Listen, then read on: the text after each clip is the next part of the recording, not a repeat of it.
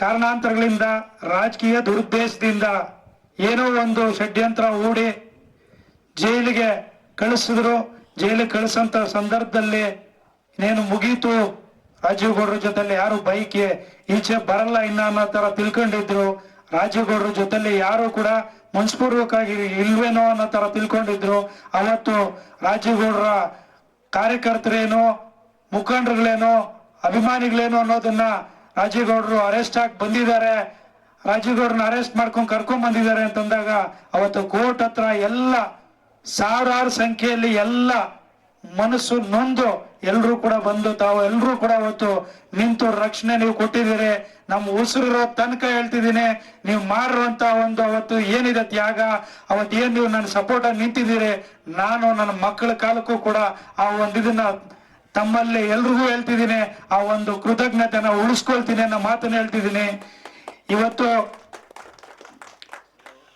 ತಾವೆಲ್ಲ ಇದ್ದೀರಿ ಅನ್ನೋ ಧೈರ್ಯ ನನ್ಗೂ ಕೂಡ ನೋವಾಯ್ತು. ಆಗ್ಲೇ ಹೇಳ್ತಿದ್ರು ನನ್ನ ಮಕ್ಕಳು, ಚಿಕ್ಕ ಮಕ್ಕಳು, ಅವರು ಹೇಳ್ತಿದ್ರು.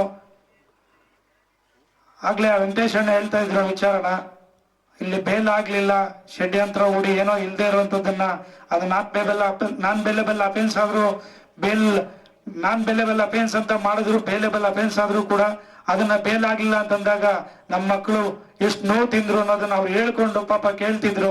ಚಿಕ್ಕ ಮಕ್ಕಳು ಅವರು ಆ ನೋವು ಅನುಭವಿಸಿದ್ರು. ಅದ್ರೊಟ್ಟಿಗೆ ನಮ್ಮ ಕಾರ್ಯಕರ್ತರುಗಳೆಲ್ಲರೂ ಕೂಡ ಅವತ್ತು ತುಂಬಾ ನೋವು ತಿಂದ್ರು.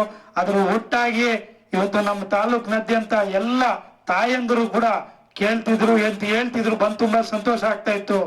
ನಮ್ಮ ಹಳ್ಳಿಗಳ ಕಡೆ ಏನೋ ಒಂದು ತೊಂದರೆ ಆದಾಗ ಒಂದ್ ಮಾತು ಹಳ್ಳಿ ಭಾಷೆನಲ್ಲಿ ಏನೋ ಒಂದು ಮಾತು ಬರುತ್ತೆ, ಅದಕ್ಕೆ ಈ ಅಪ್ಪ ಏನ್ ಮಾಡ್ಬಾರ್ದಂತ ಮಾಡ್ದ, ಇಲ್ಲ ನಮ್ಮ ತಾಲೂಕಲ್ಲಿ ಏನಾದ್ರು ಇಲ್ಲಿಂದ ಲೂಟಿ ಮಾಡ್ಕೊಂಡು ಹೋದ್ನಾ, ಇಲ್ಲ ಏನಾದ್ರು ಕೊಲೆ ಮಾಡದ್ನ, ಇಲ್ಲ ಏನಾದ್ರು ಅಪ್ಪನ್ ನಾವ್ ಇಲ್ಲಿಂದ ಏನೋ ಓಡಿಸ್ ಕಳ್ಸಿದ್ವಾ, ಏನೂ ಇಲ್ಲ ಅಂತದನ್ನ ಇಲ್ಲ ಸಲ್ಲದನ್ನ ಹೇಳಿ ಹೇಳಿ ಹೇಳಿ ಹೇಳಿ ಅಪ್ಪನ್ನ ಪಾಪ ಅವ್ರ ಕುಟುಂಬನ ಎಲ್ಲ ನಮ್ಮ ಕಾರ್ಯಕರ್ತರ ಮಾನ ಮರ್ಯಾದೆ ಕಳೆದು ಬಿಟ್ರಲ್ಲ ಷಡ್ಯಂತ್ರ ಹೂಡಿ ಅಂತ ಹೇಳ್ಬಿಟ್ಟು ತುಂಬಾ ನೋವು ತಿಂದ್ರು. ತಮ್ಗೆಲ್ರಿಗೂ ನೋವಾಗಿದೆ. ಆ ನೋವು ಬರ್ಸೋಂತ ಶಕ್ತಿ ಆ ಭಗವಂತ ಕೊಡ್ಲಿ. ನನಗ್ ನೋವಾಗಿರೋದು ಏನಕ್ಕೆ ಅಂದ್ರೆ ನಮ್ಮ ಕಾರ್ಯಕರ್ತರುಗಳಿಗೆ ಯಾವುದೇ ಒಂದು ತಪ್ಪು ಮಾಡದೆ ಕಾರ್ಯಕರ್ತರು ಮುಖಂಡರುಗಳಿಗೆ ಎಲ್ರಿಗೂ ಒಂದು ನೋವಾಯ್ತಲ್ಲ ಅನ್ನೋ ಒಂದು ನೋವು ನನಗೆ ಆಗ್ತಾ ಇದೆ. ಇರ್ಲಿ, ನನಗೆ ಜೈಲಿಗೆ ಕಳಿಸ್ಲಿ, ನಮ್ಮ ಕಾರ್ಯಕರ್ತರಿಗೋಸ್ಕರ, ನನ್ನ ಸತ್ಯಕ್ಕೋಸ್ಕರ ಏನೇ ಆಗ್ಲಿ ನಮ್ಮ ಕಾರ್ಯಕರ್ತರುಗಳು ತೊಂದರೆ ಆಗ್ತಾ ಇದೆ, ನಮ್ಮ ಪಕ್ಷಕ್ಕೆ ತೊಂದರೆ ಆಗ್ತಾ ಇದೆ. ಇವತ್ತು ನಾನು ಮಾತಾಡಿದ ಉದ್ದೇಶ ಏನು ಅಂತಂದ್ರೆ, ಈಗಾಗ್ಲೇ ಎಲ್ಲ ನಮ್ಮ ಮುಖಂಡರುಗಳು ತಿಳಿಸಿದ್ರು. ಈಗ ವಿಮನಪ್ಪಣ್ಣವ್ರನ್ನ ಈ ಪಕ್ಷದಲ್ಲಿ ಸುಮಾರು 9 ಬಾರಿ ಚುನಾವಣೆ ಸ್ಪರ್ಧಿಸೋಕೆ ಅವಕಾಶ ಮಾಡಿಕೊಟ್ರಿ. ಅದರಲ್ಲಿ 6 ಬಾರಿ ಅವ್ರು ಗೆದ್ದು 3 ಬಾರಿ ಮಿನಿಸ್ಟರ್ ಆಗೋದಕ್ಕೂ ಇಲ್ಲಿರುವಂತ ಕಾಂಗ್ರೆಸ್ ಮುಖಂಡರುಗಳು, ಕಾರ್ಯಕರ್ತರು ತನ್ನ ಪ್ರಾಣನ ಒತ್ತೆ ಇಟ್ಟು ಇವತ್ತು ಕಾಂಗ್ರೆಸ್ ಪಕ್ಷನ ಕಾಪಾಡ್ಕೊಂಡ್ ಬಂದಿದ್ದೀರಿ. ನೀವು ಅದನ್ನ ಮುನ್ನಡೆಸ್ಕೊಂಡು ಹೋಗೋದಕ್ಕೆ 2023 ಚುನಾವಣೆ ಬಂದಾಗ ಅವ್ರನ್ನ ಕರ್ಕೊಂಬಂದು ಅವ್ರ ನೇತೃತ್ವದಲ್ಲೇ ರಾಜೀವ್ ಗೌಡ್ರು ನಿಮ್ಮ ನಾಯಕರಿನ ಮುಂದೆ ನನಗೆ ಅನಾರೋಗ್ಯದ ಕಾರಣ ನನ್ ಮಗ ಬರಲ್ಲ ಅಂತಿದ್ದಾರೆ, ರಾಜೀವ್ ಗೌಡ್ರೆ ನಿಮ್ ಮನೆ ಮಗ ಅಂತ ಹೇಳ್ಬಿಟ್ಟು ಅವ್ರು ತಂದು ಅವ್ರ ಕೈ ಹಿಡಿದು ಎಲ್ರು ಒಗ್ಗಟ್ಟಾಗಿ ನಿಮ್ ಜೊತೆಲಿ ಇಟ್ರು. ಅಲ್ಲಿಂದ ಪಕ್ಷ ಮುನ್ನಡೆಸ್ಕೊಂಡು ಹೋಗ್ಬೇಕಾಗಿರೋ ಜವಾಬ್ದಾರಿ ನಂದು. ಹಂಗಾಗಿ ನನ್ ಪಕ್ಷಕ್ಕೆ ಏನಾದ್ರು ತೊಂದರೆ ಆಯ್ತು, ನೀವು 40 ವರ್ಷಗಳ ಕಾಲ ಇಲ್ಲಿ ಕಾಪಾಡ್ಕೊಂಡ್ ಬಂದಿರೋಂಥದ್ದು ನಾನು ಕಾಪಾಡ್ಕೊಂಡು ಹೋಗ್ಬೇಕಾಗಿರೋದು ನನ್ನ ಕರ್ತವ್ಯ. ಕಾಂಗ್ರೆಸ್ ಪಕ್ಷದ ಬಾವುಟನ ಇವತ್ತು ಕೀಳ್ತಾ ಇದ್ದಾರೆ ಅಂತಂದಾಗ ನನಗೆ ನೋವಾಯ್ತು. ಕಾಂಗ್ರೆಸ್ ಪಕ್ಷದ ಬ್ಯಾನರ್ ಕೀಳ್ತಾ ಇದ್ದಾರೆ ಅಂತಂದಾಗ ಒಬ್ಬ ಜವಾಬ್ದಾರಿ ನನಗೆ ಕೊಟ್ಟು ನಾಯಕ ಅಂತ ಹೇಳ್ಬಿಟ್ಟು ನೀವೆಲ್ಲ ಮುಂದೆ ಇಟ್ಟಿದ್ದೀರಿ, ಅಲ್ಲಿ ನಮ್ಮ ಪಕ್ಷದ ಬಾವುಟ ಕೀಳ್ತಿದ್ದಾರೆ ಅಂತಂದಾಗ ನೋವು ನನ್ನ ಕೈ ತಡ್ಕೊಳಕ್ ಆಗ್ದೆ. ಯಾಕಂದ್ರೆ ನಾವು ಕಾಂಗ್ರೆಸ್ ಪಕ್ಷದ ಬಾವುಟ ಕೀಳ್ತಿದ್ದಾರೆ ಅಂದಾಗ ಒಂದು ನಮ್ಮ ಕಾರ್ಯಕರ್ತರನ್ನ ರಕ್ಷಣೆ ಮಾಡ್ಕೊಳ್ಳೋ ಒಂದು ಶಕ್ತಿ ನಮ್ಮಲ್ಲಿ ಇಲ್ಲ ಅಂತಂದಾಗ ಮತ್ತೆ ಮುಂದೆ ಕಾಂಗ್ರೆಸ್ ಪಕ್ಷದ ಬಾವುಟ ಕಟ್ಟಕ್ಕೆ ಇಲ್ಲಿ ಯಾರು ಕೂಡ ಮುಂದೆ ಬರಲ್ಲ. ಏನೇ ಆಗ್ಲಿ ನಮ್ಮ ಪಕ್ಷನ ಕಾಪಾಡ್ಕೊಬೇಕು, ನಮ್ಮ ಕಾರ್ಯಕರ್ತರನ್ನ ಕಾಪಾಡ್ಕೊಬೇಕು ಅನ್ನೋ ಒಂದು ಉದ್ದೇಶದಿಂದ ನಾನೊಂದು ಮಾತಾಡಿರ್ಬೋದು. ಆ ಮಾತು ಕೂಡ ಹೇಳ್ತಿದ್ದೀನಿ. ಯಾವುದೇ ಕಾರಣಕ್ಕೂ ನನಗೆ ತಾಯಿ ಅಂದ್ರು ಅಂತಂದ್ರೆ ನನ್ನ ತಾಯಿನೂ ಹೆಣ್ಣು, ನನ್ನ ಹೆಂಡತಿನೂ ಹೆಣ್ಣು, ನನ್ನ ಮಗಳು ಕೂಡ ಹೆಣ್ಣು. ನನ್ನ ಮಗಳಿಗೆ ಏನ್ ಗೌರವ ಕೊಡ್ತೀನಿ, ಯಾವುದೇ ಒಂದು ಹೆಣ್ಣಿರ್ಲಿ ಅವ್ರು ನನ್ನ ಅಕ್ಕ ತಂಗಿರ ಸಮಾನ ನೋಡಿದ್ದೀನಿ, ಮುಂದೆನೂ ಕೂಡ ನೋಡ್ತೀನಿ ಅನ್ನೋ ಮಾತನ್ನು ಹೇಳ್ತಿದ್ದೀನಿ. ಅದೇ ಸಂದರ್ಭದಲ್ಲಿ ಅವ್ರಿಗೇನಾದ್ರು ನೋವಾಗಿದ್ರೆ ಕ್ಷಮೆ ಇರ್ಲಿ ಅನ್ನೋ ಮಾತನ್ನು ಕೇಳಿದ್ದೀನಿ. ಈಗಲೂ ಕ್ಷಮೆ ಕೇಳ್ತಿದ್ದೀನಿ. ನನಗೆ ಅದ್ರಲ್ಲಿ ಏನಾಗಿದೆ, ಕೆಲವು ನಾನು ಮಾತಾಡಿದ್ದು ಮಾತುಗಳನ್ನ ಕೂಡ ಕೆಲವು ತಿರುಚಿ ವಿಡಿಯೋನ ಕಟ್ ಮಾಡಿ ಕೂಡ ಹಾಕಿದ್ದಾರೆ. ಆದ್ರೂ ಕೂಡ ಏನೇ ಇರ್ಲಿ, ಒಂದ್ ಹೆಣ್ಣು ನೋವಾಗಬಾರ್ದು ಅನ್ನೋ ಮಾತನ್ನ ನಾನು ಅವತ್ತು ಕೇಳಿದ್ದೀನಿ. ಆದ್ರೂ ಕೂಡ ನಮ್ಮ ಕಾರ್ಯಕರ್ತರುಗಳು, ನಮ್ಮ ಮುಖಂಡರುಗಳು ಪಾಪ ಎಲ್ಲ ಅವರ ನೋವಿನಿಂದ ಹೇಳ್ಕೊಳ್ತಿದ್ರೆ ನನಗೆ ಉಸಿರು ಹೋದಂಗ ಆಗ್ತಾ ಇದೆ.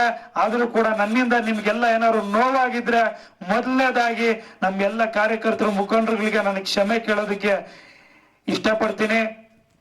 ಏನೇ ಆಗ್ಲಿ ನಮ್ಮ ಉಸಿರು ತನಕ ನಾನು ಮಾತು ಕೊಟ್ಟಿದ್ದೀನಿ. ಶಿಡ್ಲಘಟ್ಟ ವಿಧಾನಸಭಾ ಕ್ಷೇತ್ರದಲ್ಲಿ ನ್ಯಾಯಕ್ಕೋಸ್ಕರ, ಶಕ್ತಿಗೋಸ್ಕರ ಹೋರಾಟ ಮಾಡಕ್ಕೆ ನಮ್ಮ ಪಕ್ಷದ ಕಾರ್ಯಕರ್ತರು ಮುಖಂಡರುಗಳು ಒಟ್ಟಿಗೆ ಯಾವುದೇ ಎಂತ ತೊಂದರೆಗಳು ಬರ್ಲಿ, ಈ ತರದ 100 ಬಂದ್ರು ಕೂಡ ಎದುರಿಸಿ ನಿಮ್ಮೆಲ್ಲರ ಆಶೀರ್ವಾದ ಇದೆ. ಮುಂದಿನ ದಿನಗಳಲ್ಲಿ ಏನು ನಿಮ್ಗಳು ಎಲ್ಲ ಭರವಸೆ ಇಟ್ಕೊಂಡಿದ್ದೀರಿ, ಆ ಭರವಸೆನ ಉಳಿಸ್ಕೊಳ್ಳೋಂತ ಕೆಲಸ ಮಾಡ್ತೀನಿ ಅನ್ನೋ ಮಾತನ್ನ ಹೇಳ್ತಿದ್ದೀನಿ. ಈಗ ಮುಂದೆ ಬರೋಂತ ಚುನಾವಣೆಗಳಿರ್ಬೋದು, ಏನು ನೀವೆಲ್ಲರೂ ಕೂಡ ನಂಬಿಕೆ ಇಟ್ಟಿದ್ದೀರಿ, ಆ ನಂಬಿಕೆನ ಉಳಿಸ್ಕೊಳ್ಳೋಂತ ಕೆಲಸ ಮಾಡ್ತೀರಿ. ಕಾಂಗ್ರೆಸ್ ಪಕ್ಷ ಯಾವತ್ತು, ಇವತ್ತೆಲ್ಲ ಯಾವತ್ತು 1000 ಸರಿ ಹೇಳ್ತೀನಿ, ಕಾಂಗ್ರೆಸ್ ಪಕ್ಷ ನನ್ನ ತಾಯಿ ಇದ್ದಂತೆ.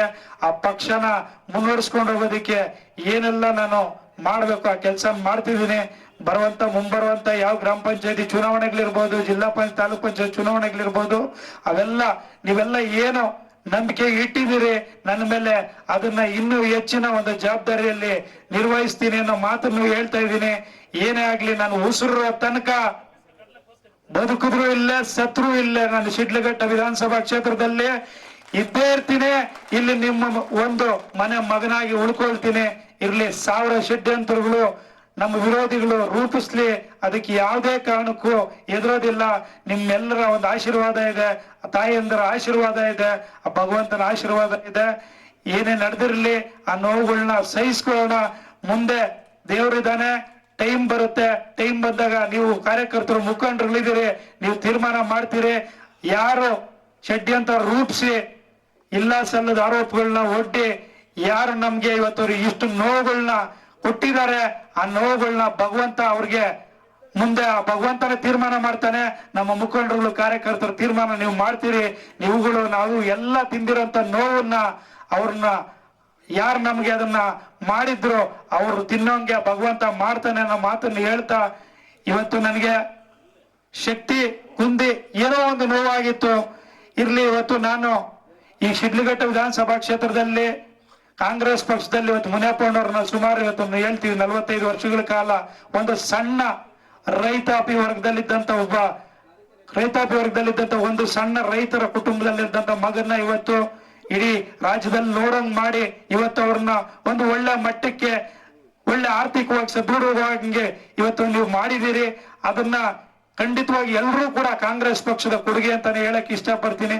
ಅದೇ ರೀತಿಯಾಗಿ ನಾನು ಯಾವುದೇ ಇಲ್ಲಿ ಕಾಂಗ್ರೆಸ್ ಪಕ್ಷದಿಂದ ಇರ್ಲಿ, ಸರ್ಕಾರದಿಂದ ಇರ್ಲಿ 10 ರೂಪಾಯಿ ಕೂಡ ನಾನು ಏನು ತಂದು ಇಲ್ಲಿ ಯಾವುದು ಕೂಡ ಅನುದಾನ ತಂದು ಯಾವ್ದು ಕಮಿಷನ್ ತಗೊಂಡು ದುಡ್ಡು ಮಾಡ್ಲಿಲ್ಲ.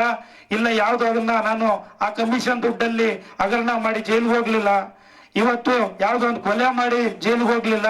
ನಮ್ಮ ಕಾರ್ಯಕರ್ತರಿಗೋಸ್ಕರ, ನಮ್ಮ ಪಕ್ಷಕ್ಕೋಸ್ಕರ, ಪಕ್ಷದ ಬಾವುಟ ಕಿತ್ತಿದ್ದಾರೆ ಅನ್ನೋ ಒಂದು ನೋವುಗೋಸ್ಕರ, ಇವತ್ತು ಪಕ್ಷನ ಕಾಪಾಡ್ಕೊಳ್ಳೋದಕ್ಕೋಸ್ಕರ ನಾನು ಇವತ್ತು ಜೈಲಿಗೆ ಹೋಗಿ ಬಂದಿದ್ದೀನಿ. ಕಳಿಸಿದ್ದಾರೆ ಷಡ್ಯಂತ್ರ ಹೂಡಿ. ಅಂದಾಗಿ ಏನೇ ಒಂದು ನೋವಿದ್ರು ಕೂಡ ಒಂದು ಸಮಾಧಾನ ಕೂಡ ಇದೆ. ಆ ದೊಡ್ಡ ಸಮಾಧಾನ ಏನು ಅಂತಂದ್ರೆ ನೀವೆಲ್ಲರೂ ಕೂಡ ಇವತ್ತು ಹೇಳ್ತಿದ್ದೀರಿ, ನೀವು ಮಾಡೋ ತಪ್ಪಲ್ಲ, ಪಕ್ಷಕ್ಕಾಗಿ ಇವತ್ತು ಕಾರಣಾಂತರಗಳಿಂದ ನಿಂತಿದ್ದೀರಿ. ಏನೇ ಒಂದು ತಪ್ಪಾಗಿದ್ರು ಕೂಡ ನಾವೆಲ್ಲರೂ ನಿಮ್ಮೊಟ್ಟಿಗೆ ಇದ್ದೀವಿ ಅನ್ನೋ ಮಾತನ್ನ ಹೇಳ್ತಾ ಇದ್ದೀರಿ. ಆ ಒಂದು ಧೈರ್ಯದಿಂದ ನಿಮ್ಮೊಟ್ಟಿಗೆ ನಾನು ಇರ್ತೀನಿ ಅನ್ನೋ ಮಾತನ್ನ ಹೇಳ್ತಾ ನನ್ನ ಮಾತು ಮುಗಿಸ್ತೀನಿ. ಎಲ್ರಿಗೂ ಒಳ್ಳೇದಾಗ್ಲಿ.